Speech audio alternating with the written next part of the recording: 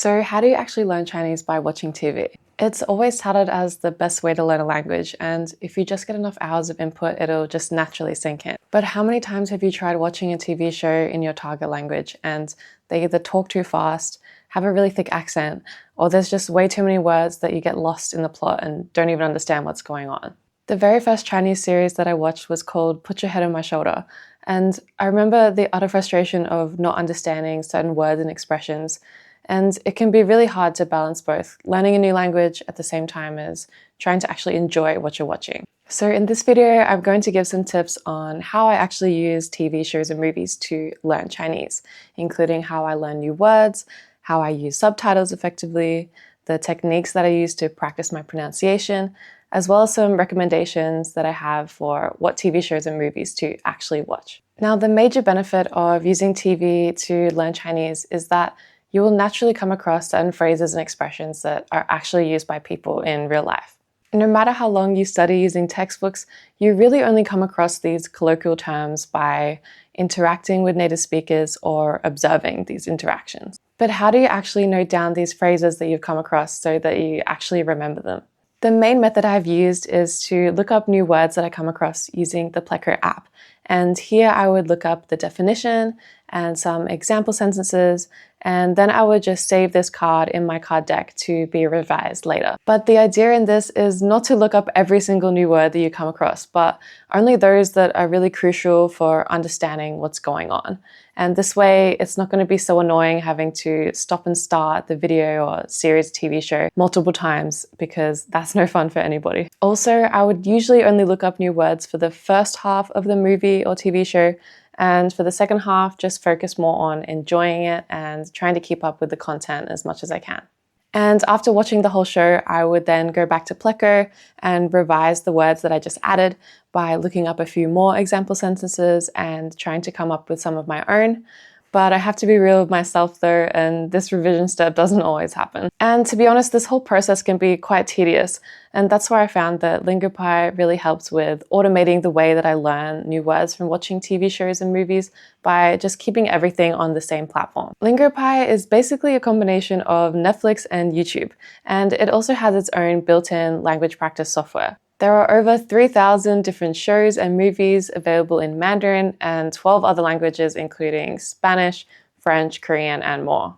Plus, all of the content comes with bilingual subtitles as well as Pinyin for Mandarin shows and movies. But personally, I find Pinyin quite distracting from actually reading the characters, so it's quite nice that you have the option to turn it off if you don't want it anymore and you just want to practice how to recognize the characters. Or you can turn it on if you want to know how a certain word is pronounced. And this is the same for the Chinese and English subtitles as well. You can also turn those off and on. You can also just hover over any word that you don't know and the definition of it will come up immediately. And this is really helpful because you don't have to go through this time-consuming process of looking it up on your phone or in a dictionary.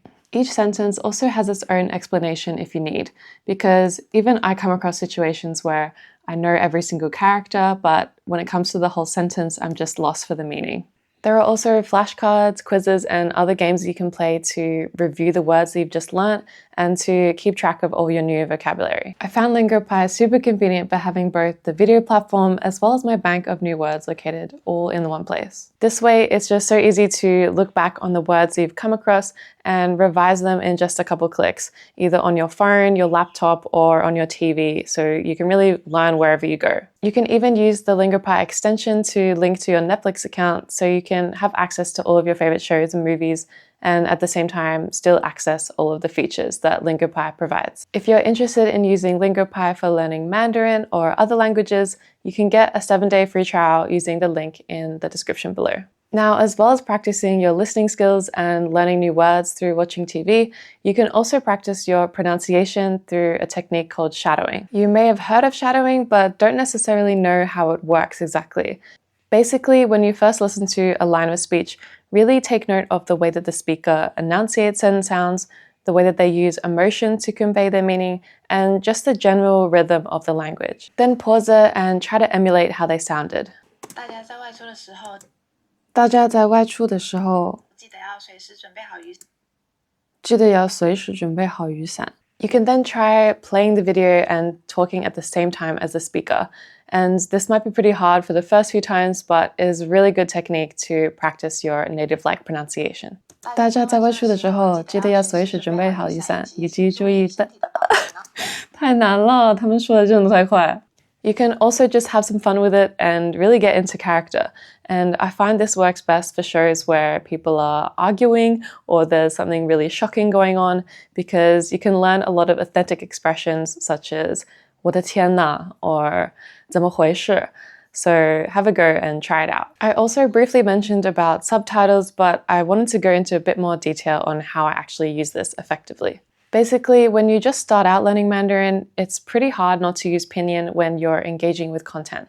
But as you move to more intermediate and advanced levels, I beg you to stay as far away as pinyin as you can and just depend on bilingual subtitles. But to be honest, when I'm watching TV shows and movies in Mandarin now, I just have the Mandarin translation and not the English, because I just feel like when I have both on, I just always gravitate towards looking at the English because it is my native language, and therefore I just really don't immerse myself fully in the language. I guess by just having the Chinese subtitles, you're really forcing your brain to understand the meaning of a sentence and really figure out what's going on. And I feel like this is just such a better way to learn a language. But of course, if I am really stuck with a certain part of the show, for example, if they're in like a business meeting and there's all these specialized terms that I'm not so familiar with, then I will turn on the English subs. But for the most part, I would just use the Chinese subtitles. Now, what TV shows and movies do I actually recommend you guys to watch that is not the classic suggestion of Peppa Pig? There is so much Mandarin content out there, but I just wanted to give you guys some of my personal favorites, depending on what kind of level you are at. So for beginners, the series that I really recommend to watch is called Big Head Son and Little Head Dad. And it's really great because originally it was made for children, so the language that is used is going to be more simplistic and easier to understand. But it is still a really fun and entertaining series to watch, and each episode is focused on a certain scenario, such as getting your haircut or going hiking. So there's a lot of useful vocabulary that you can learn for different situations. For intermediate learners, I would really recommend this series called At the Moment.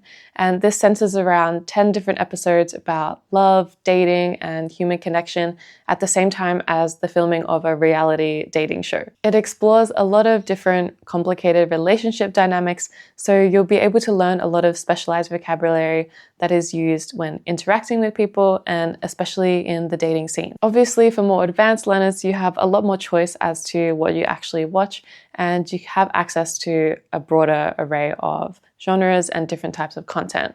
So you can start watching things like sci-fi films, such as The Wandering Earth, or even classic traditional Chinese dramas, such as the Yanxi Palace. Really, anything that interests you, there will be content for you to consume. Now, of course, these levels aren't fixed because language learning is such a fluid thing.